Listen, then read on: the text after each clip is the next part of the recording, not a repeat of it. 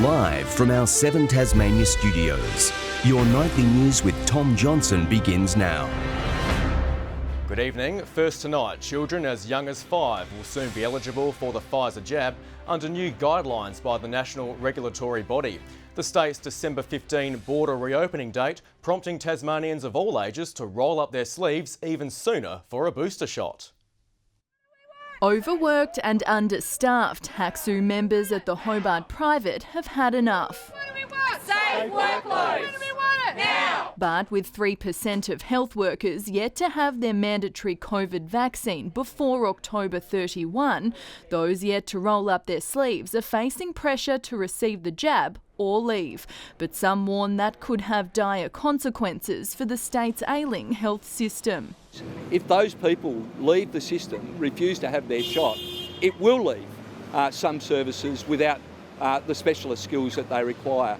Children left in limbo by the slow rollout will soon be eligible. The TGA approving Pfizer for under 12s, and now Australians over 18 can access a booster shot 6 months after their second dose. It doesn't matter what brand you had for your first 2 shots, everybody is entitled to a Pfizer shot for their 3rd dose. The PM catching up with Australia's first vaccinated resident over the phone today, making plans to get their boosters in the coming weeks. So we'll have to make another appointment for you and I to go up and get our booster shots. Oh yeah, all right. Yeah. I'll be waiting for you. So far, 20,000 Tasmanians have had a Moderna shot across 85 pharmacies.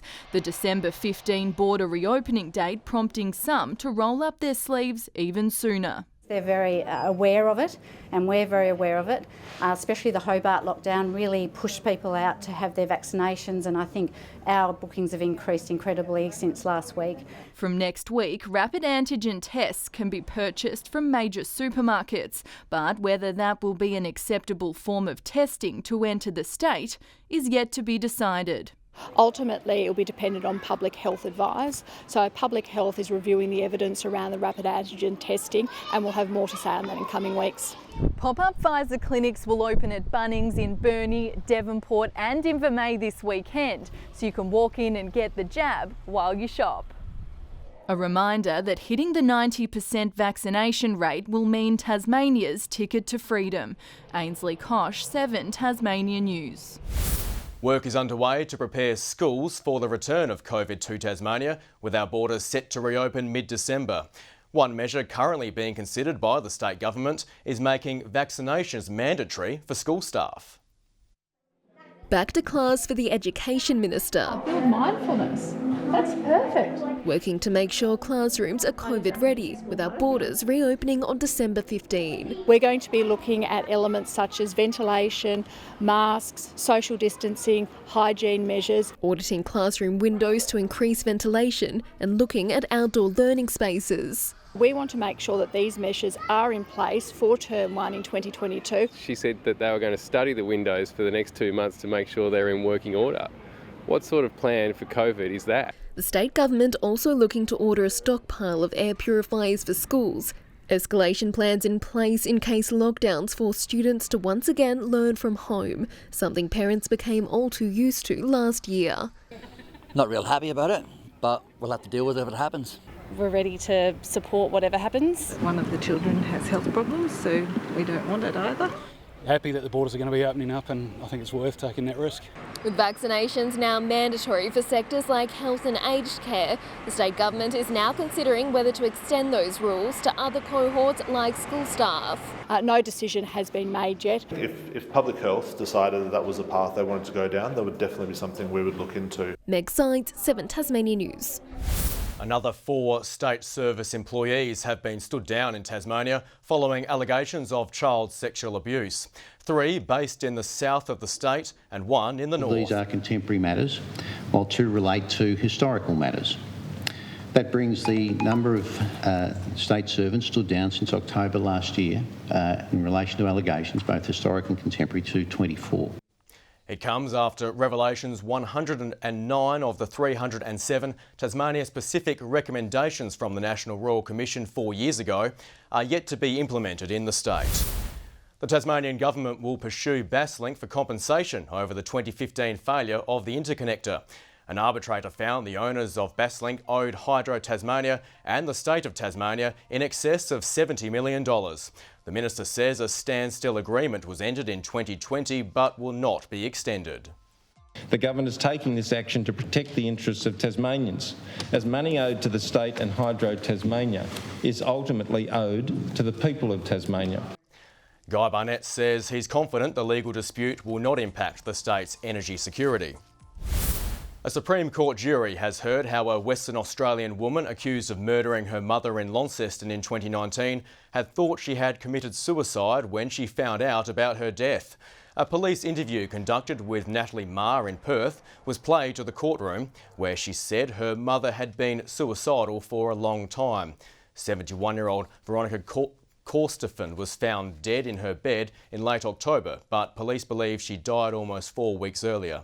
Ms Marr was also questioned about why her mother's phone was last detected in Western Australia not long after Ms Marr touched down in the state after leaving Tasmania. The trial is in its third week. The Prime Minister's face was also front and centre at a climate demonstration outside State Parliament today. Extinction Rebellion protesters set fire to a pram, claiming the government's inaction on climate change will see the future go up in flames. Barnaby Joyce and Susan Lee lookalikes were also on hand for the unusual barbecue, which ended without any arrests. Sky-high Tasmanian petrol prices are on the cusp of reaching record levels, with some parts edging towards $1.80 a litre. Experts fear the cost at the Bowser may not drop until mid-next year, but insist we aren't being ripped off. The cost to fill up keeps climbing up, and prices this high do nothing to quell the sceptics. They're trying to get the price up to $2 to get us used to it, and then we'll be nothing under $2. $1.70 the average in Launceston, not much better in Hobart. On the northwest, a Bowser burden as high as $1.77 a litre. They keep going up all the time and can't see why. Tasmanian petrol prices rising to the highest levels in more than a year, but compared to the rest of the mainland, we're not being gouged. We're not paying excessive amounts. The reason fuelled by the global oil price. And that has risen substantially over the last year or so. Lack of production and huge demand propelling it to an almost 7-year peak at $84 a barrel, and experts say it may not fall anytime soon. And then oil production will hopefully catch up with demand by middle of next year. It means figures like this could remain the norm, another hit to the hip pocket, but the RACT says motorists can be savvy. Using fuel saver apps could save you at a time when every cent counts. It's going to hit our wallets big time. Garth Burley, 7 Tasmania News.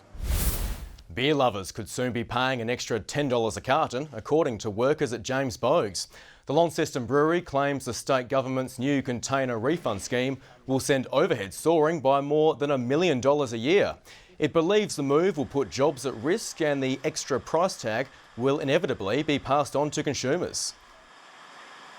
We're not a microbrewery or a small brewery, but we're big enough for those costs to have a big impact, and those costs have got to come off somewhere.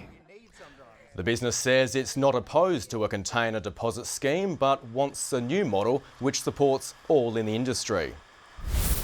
One Nation leader, Pauline Hanson, has arrived in Tasmania for a whirlwind tour. She will hold meetings in Launceston, Hobart and in the northwest. The polarising politician will be joined by the party's new local Senate candidate, Steve Mav. When you see me waving on the road, it's not just that guy waving for the sake of it. People call me, people send me emails, people want to catch up and have coffee with me. That's what a politician should be, approachable and part of the people. He's vowing to rapidly improve the health system if elected. Meanwhile, the local party has announced a 5-point plan for Tasmania's aquaculture industry, also launching a petition to call for no further expansion of salmon farming in Tasmania. There's huge concern across the community, and not just here, it's actually spreading across the mainland, because the way we're farming salmon in Tasmania, it's not sustainable. Last month, the state government released a decade-long plan to support a sustainable salmon industry. A grade 6 student has laced up his running shoes every day for the past 27 days to raise money and awareness of motor neuron disease. Today's final jog culminated in an ice bucket challenge, with Archie Payne's entire school coming together to cheer him on. It was an icy end to a fiery challenge. The 12-year-old Norwood Primary School student has spent every day this month running 2.7 kilometres. It's been really difficult to do them because I'm really sore sometimes, but sometimes I just have to push through and try and get through it. His hard slog came to an end today with a final run around the school oval, followed by an ice splash involving students and teachers.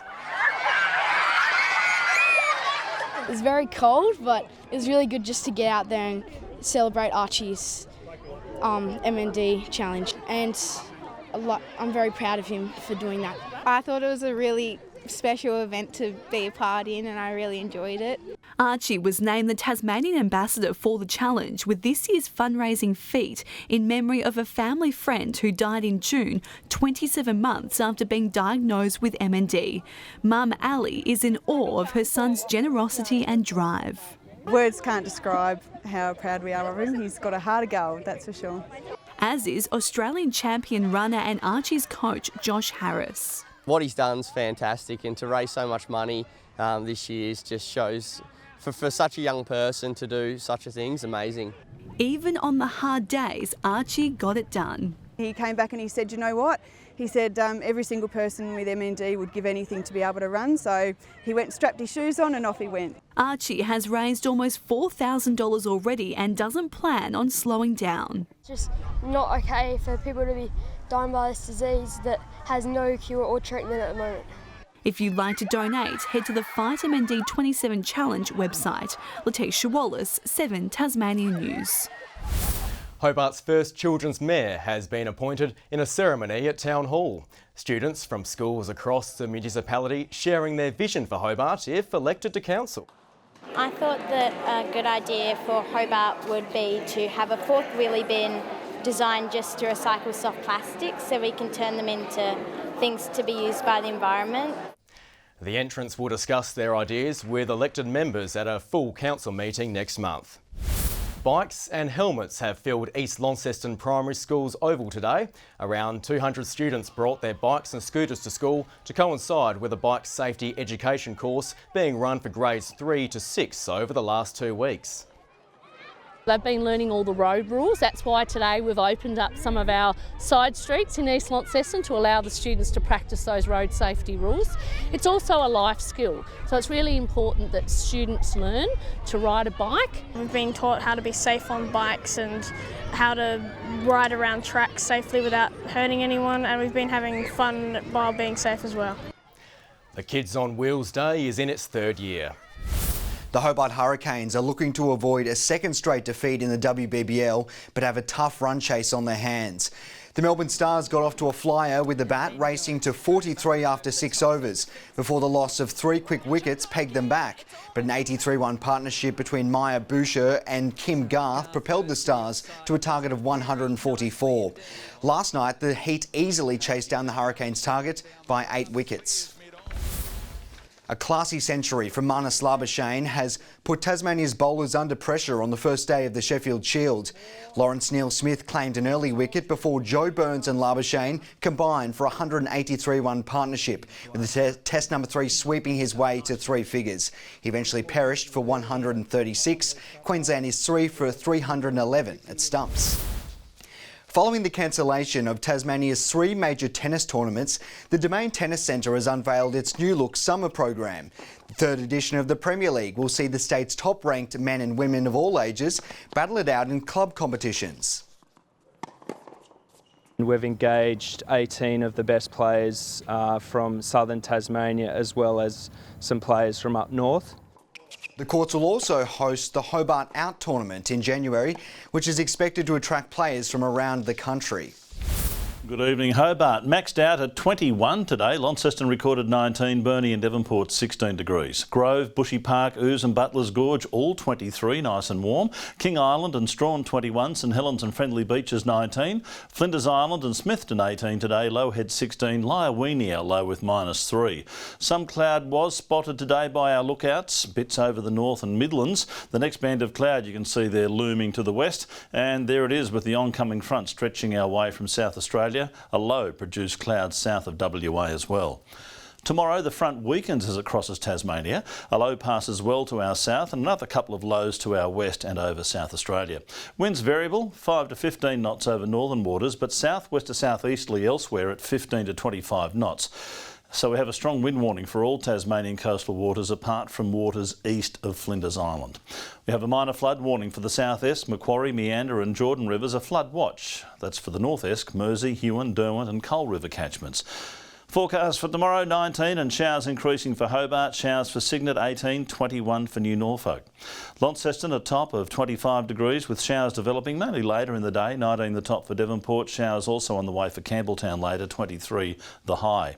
20 for Burnie with late showers, showers for Strahan 17, 20 the top for Smithton and for St Helens 22. Showery weather, late showers for Swansea, 20 degrees and 24 the top for Fingal.